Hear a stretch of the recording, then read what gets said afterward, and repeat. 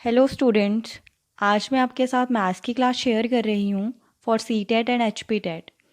हम मैथ्स का complete syllabus 2 से 3 वीडियोस में कवर कर लेंगे। मोटिव यही है कि आपको आइडिया हो जाए कि किस टाइप के क्वेश्चन पूछे जाते हैं और उसके लिए किस तरह प्रिपेयर करना है। वीडियो शॉर्ट रहेंगी, इसलिए I will only discuss formulas and some tips. And after these classes I assure you will get maximum marks in maths. तो आज की जो क्लास है वो है about surface areas and volumes. सबसे पहले बात करेंगे ट्रेपेजियम। ट्रेपेजियम क्या है? इस तरह की जिसमें जो टू साइड्स होंगी वो क्या होंगी? पैरेलल होंगी। ओके। और अगर ट्रेपेजियम के एरिया की बात करें तो ट्रेपेजियम का एरिया कितना हो जाएगा? 1/2 into sum of parallel side into perpendicular distance. Parallel side कौन सी होगी? ये D C and A B होगी पैरेलल साइड। और अगर परपेंडिकुलर डिस्टेंस की बात करें तो ये क्या आ गया हमारा? ये आ गया परपेंडिकुलर डिस्टेंसेज आ गए। तो एरिया क्या है? 1/2 into sum of parallel sides, जिसको हमने क्या मान लिया? ए और बी मान लिया, इंटू परपेंडिकुलर डिस्टेंस जो क्या है? एच है। तो अगर यहाँ पे हमें एरिया पूछा गया हो तो हम क्या कर सकते हैं? इन दोनों साइड का सम कर सकते हैं, जो कितना है? 5 सेंटीमीटर है, 12 सेंटीमीटर, इनटू क्या कर सकते हैं? परपेंडिकुलर डिस्टेंस जो कितनी वैल्यू दी गई है? 4 सेंटीमीटर अपॉन 2। इस तरह क्या आ जाएगा? Area of trapezium. और अगर ट्रेपेजियम के पैरामीटर की बात करें, वी ऑल नो कि पैरामीटर क्या होता है? सम ऑफ ऑल साइड्स। ओके। तो जो भी हमारे पास डायग्राम है उसकी जितनी भी साइड्स हैं उनका सम जो होगा वो क्या आएगा हमारे पास? पैरामीटर। तो ट्रेपेजियम का पैरामीटर क्या हो गया? इसकी 4 साइड्स हैं तो सम ऑफ 4 साइड्स क्या आ गया? A plus B plus C plus D. अगर A B C and D इसकी क्या हैं? 4 साइड्स हैं। तो ट्रेपेजियम का एरिया क्या आ गया? 1/2 into sum of parallel side into perpendicular distance. And parameter क्या आ गया? सम ऑफ ऑल साइड्स, जो क्या है यहाँ पे? A B C and D. Next है इक्विलेटरल ट्रायंगल। सबसे पहले आपको पता होना चाहिए कि इक्विलेटरल ट्रायंगल क्या होती है। ऐसी ट्रायंगल जिसकी तीनों साइड्स क्या होंगी? इक्वल होंगी, और जो एंगल होंगे वो भी इक्वल होंगे। कितने डिग्री के होंगे? 60 डिग्री के एंगल। क्या हो इक्विलेटरल ट्रायंगल? जिसकी तीनों साइड्स क्या होंगी? इक्वल होंगी, बराबर होंगी, और जिसके एंगल्स भी बराबर होंगे। कितने होंगे? 60 डिग्री के। ओके। और अगर इसके एरिया की बात करें तो एरिया ऑफ इक्विलेटरल ट्रायंगल कितना आएगा? √3/4 इंटू ए स्क्वेयर, जहाँ पे ए क्या है? ए आ जाएगी हमारे पास लेंथ ऑफ साइड्स, और सारी साइड्स इक्वल हैं इसलिए हर एक साइड की लेंथ कितनी हो गई? ए हो गई। तो क्या आ गया? Area of equilateral triangle is √3/4 into A square. और पैरामीटर की बात करें, अगेन पैरामीटर क्या होगा? सम ऑफ ऑल साइड्स, और तीनों साइड्स यहाँ पे क्या हैं? ए हैं। तो क्या आ जाएगा? ए प्लस ए प्लस ए, जिसको हम क्या लिख सकते हैं? 3a। और अगर सेमी पैरामीटर की बात करें, सेमी पैरामीटर क्या हुआ? Half of the parameter. तो सेमी पैरामीटर क्या आ जाएगा? अगर पैरामीटर 3a है तो सेमी पैरामीटर होगा 3a/2 आ जाएगा। ओके। इक्विलेटरल ट्रायंगल पहले आपको पता होना चाहिए कि इसकी प्रॉपर्टीज़ क्या हैं। देन इसका एरिया √3/4 इंटू ए स्क्वेयर आ गया, मतलब 2a² क्या? 2 साइड्स की हमने लेंथ ले ली। पैरामीटर क्या आ गया? सम ऑफ 3 साइड्स, जो कितना आएगा? 3a आएगा। ओके। फिर नेक्स्ट है रेक्टेंगल। रेक्टेंगल की क्या प्रॉपर्टीज़ होती हैं? जिसकी दोनों आमने सामने वाली साइड्स क्या होंगी? इक्वल होंगी, उसको क्या बोलेंगे हम? रेक्टेंगल बोलेंगे। ओके। तो यहाँ पे अगर मान लें कि हमारे पास क्या है, जो लेंथ है वो क्या है? बी है, और जो ब्रेड्थ है वो कितनी है? ए है। तो एरिया ऑफ रेक्टेंगल क्या आएगा? लेंथ इंटू ब्रेड्थ, मतलब ए इंटू बी आ गया। और अगर डायगोनल की बात करें तो डायगोनल क्या आएगा? a² plus b²। ए और बी क्या यहाँ पे? Length and breadth. तो ये डायगोनल है हमारे पास। अगर पूछा जाए कि डायगोनल ऑफ रेक्टेंगल निकालना है आपको, या फिर आपके पास डायगनल या लेंथ और ब्रेड्थ दी है और एक चीज़ आपको फाइंड आउट करनी है, तो आप कौन सा फॉर्मूला यूज़ कर सकते हो, ये वाला, diagonal square is equal to A square plus B square. A क्या आ जाएगी जहाँ पे, ब्रेड्थ आ जाएगी, बी क्या आ जाएगी, लेंथ आ जाएगी, और डायगनल को किससे रिप्रेजेंट कर सकते हैं, डी से। वैसे ही सेम क्या आ गया, पैरामीटर, अगेन फिर से क्या हुआ, सम ऑफ ऑल साइड्स, तो सम ऑफ ऑल साइड क्या आ जाएगा, यहाँ पे अगर ब्रेड्थ हमारे पास ए है तो दोनों साइड्स की ब्रेड्थ क्या आ जाएगी, ए प्लस ए, एंड लेंथ क्या आ जाएगी, बी प्लस बी, जिसको हम किस तरह लिख सकते हैं, 2a प्लस 2b या फिर 2 into A plus B. Okay, तो area of rectangle, length into breadth, parameter, sum of all sides of the rectangle. फिर नेक्स्ट आता है स्क्वायर।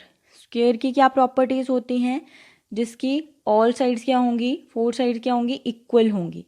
ओके, मान लो यहाँ पे क्या है, 4 साइड्स की लेंथ क्या है, ए है, तो एरिया क्या आ जाएगा, ए स्क्वायर आ जाएगा, पैरामीटर पी से रिप्रेजेंट करेंगे, कितना आ जाएगा, 4a, ए प्लस ए प्लस ए प्लस ए, तो क्या बन गया, 4a बन गया। वैसे डायगनल क्या आ जाएगा, ये अगेन डायगनल है, ये आएगा √2a आ गया। ओके, क्या हो गया, स्क्वायर की क्या प्रॉपर्टीज़ हैं, all sides are equal, area आ गया ए स्क्वायर, पैरामीटर आ गया 4a, डायगनल क्या आ गया, √2a आ गया। फिर आता है पैरेललोग्राम। पैरेललोग्राम की जो प्रॉपर्टीज़ है अगेन किसकी तरह होंगी, रेक्टेंगल की तरह होंगी। कि क्या चीज़ आएगी, जिसकी आमने सामने वाली जो साइड्स हैं वो क्या होंगी, इक्वल होंगी, बट रेक्टेंगल में क्या चीज़ थी, डायगनल्स इक्वल थे, बट पैरेललोग्राम में जो डायगनल हैं वो क्या होंगे, अनइक्वल होंगे। ओके, जैसे एक को हम, एक डायगनल को D1 बोल सकते हैं, दूसरे को क्या बोल सकते हैं, D2।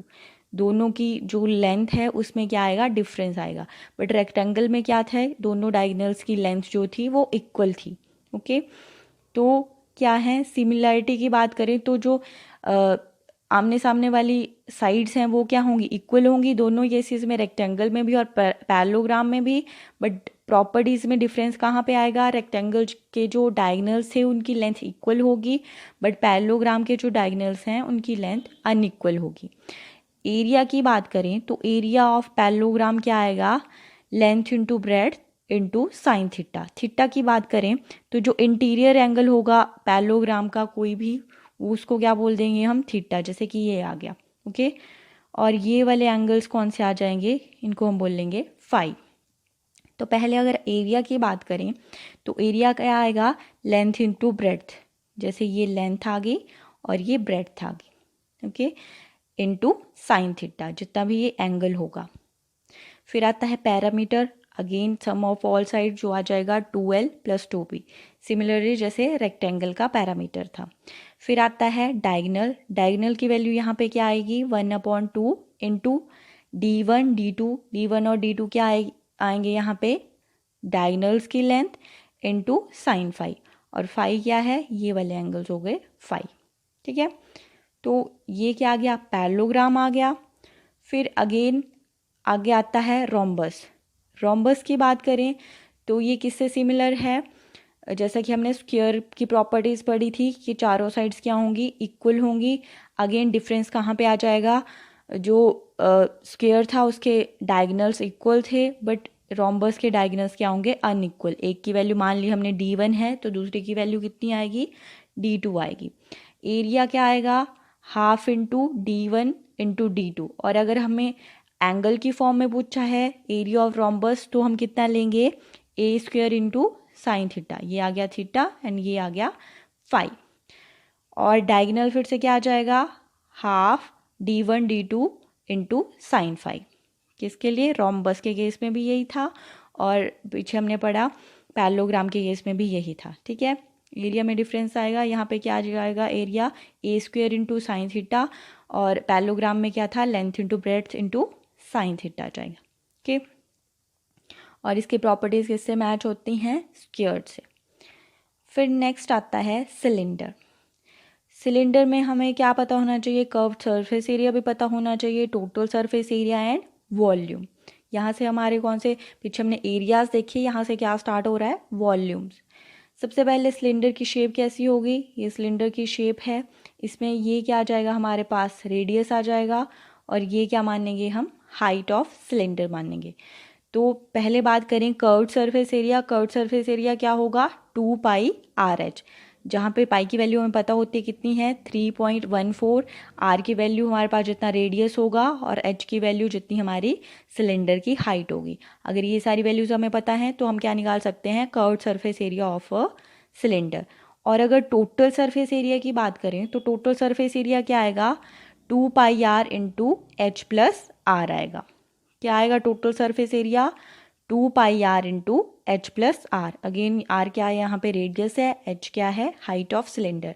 और अगर वॉल्यूम ऑफ सिलेंडर की बात करें तो वॉल्यूम ऑफ सिलेंडर क्या आएगी, πR²H। क्या आ जाएगी, πR²H।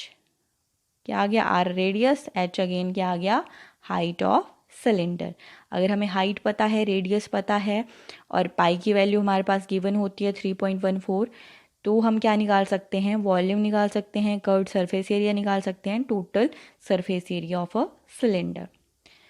नेक्स्ट क्या है, नेक्स्ट है कोन। सबसे पहले कोन की शेप क्या है, ये वाली शेप होगी कोन की, इसमें आर क्या होगा, रेडियस होगा, एच क्या होगा, हाइट ऑफ द कोन। और ये वाली साइड जो होगी इसको क्या बोलेंगे, स्लाइंट हाइट, जिसको किससे रिप्रेजेंट करेंगे, एल से। और एल की वैल्यू निकालनी हो तो किस तरह निकाल सकते हैं, √h² प्लस r²। ओके, किस तरह निकाल सकते हैं, √h² प्लस r²।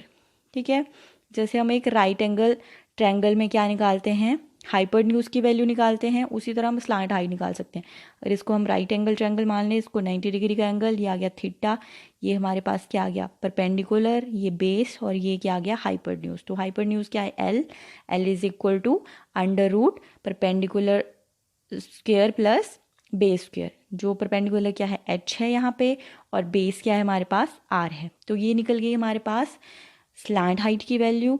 और अगर कर्व्ड सरफेस एरिया की बात करें तो कर्व्ड सरफेस एरिया क्या होगा, πRL। अगर आर की वैल्यू हमें पता है, एल की वैल्यू हमने फाइंड आउट कर ली है, तो हम क्या निकाल सकते हैं, कर्व्ड सरफेस एरिया। और अगर टोटल सरफेस एरिया की बात करें तो टोटल सरफेस एरिया क्या आ जाएगा, πR² plus πR is equal to πR into L plus R. क्या आ गया total surface area, πR into L plus R. और अगर वॉल्यूम की बात करें, कोन की वॉल्यूम क्या होगी, V is equal to 1/3 into πR²H। क्या आ जाएगी कोन की वॉल्यूम, 1/3 πR²H। पाई की वैल्यू अगेन हमें पता है, आर की वैल्यू हमें दी होगी, एच की वैल्यू हमें दी होगी, हम क्या निकाल लेंगे, वॉल्यूम ऑफ कोन। नेक्स्ट है स्फेयर। सबसे पहले स्फेयर की शेप क्या होगी, ये आ गई हमारे पास स्फेयर की शेप। और अगर हमें डायमीटर पता है तो हम क्या फाइंड आउट कर सकते हैं, रेडियस फाइंड आउट कर सकते हैं। अब अगर सरफेस एरिया की बात करें तो सरफेस एरिया ऑफ स्फेयर क्या आ जाएगा, 4πR²। एंड वॉल्यूम क्या आ जाएगी, 4/3 πR³। मतलब अगर हमें रेडियस पता है ऑफ ए स्फेयर तब हम क्या निकाल सकते हैं, सरफेस एरिया भी फाइंड आउट कर सकते हैं, वॉल्यूम भी। सरफेस एरिया कितना होगा, 4πR² एंड वॉल्यूम कितनी होगी, 4/3 πR³। मतलब अगर स्फेयर का रेडियस जो है 2 सेंटीमीटर है तो सरफेस एरिया कितना आ जाएगा, 4 इंटू 3.14 इंटू 2 स्क्वायर आ जाएगा।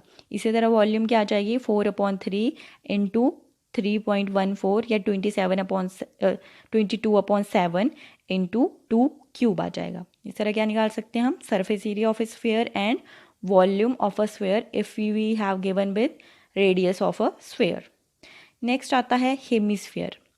हेमिस्फेयर क्या होगा, हाफ ऑफ द स्फेयर, मतलब इसकी शेप ऐसी होगी, जैसे अगर कोई स्फेयर है उसको बीच में से मिडल में से काट दें इक्वली तो क्या बन जाएगा हमारे पास, हेमिस्फेयर बन जाएगा। तो total surface area of a hemisphere कितना आ जाएगा, 3πR² आ जाएगा। एंड वॉल्यूम कितनी आ जाएगी, 2/3 πR³ आ जाएगी। ओके, फिर से अगर हमें रेडियस पता है तो हम क्या निकाल सकते हैं, total surface area of A hemisphere and volume of a hemisphere. Okay, तो ये थे कुछ आज के लिए areas and volumes for difference diagrams. तो हम आपको क्या करना है, आपको ये अच्छे से याद कर लेने हैं, इसमें से डेफिनेटली क्वेश्चन पूछे जाते हैं। ओके, और आगे भी जो क्लासेस मैं आपको दूंगी मैथ्स की, उसमें भी वही कोई फार्मूलाज या क्वेश्चन इन्वॉल्व रहेंगे जो एग्ज़ाम में कंफर्म पूछे जाते हैं, जिससे कि क्या हो, आपको बहुत ज़्यादा पढ़ने की ज़रूरत ना हो। आप क्या करो, जो मेनली जो इम्पॉर्टेंट है from the point of view of exams, या डेफिनेटली जो पूछे जाते हैं, उन्हीं पे आपका सारा फोकस रहे। So that's all for today. Thank you.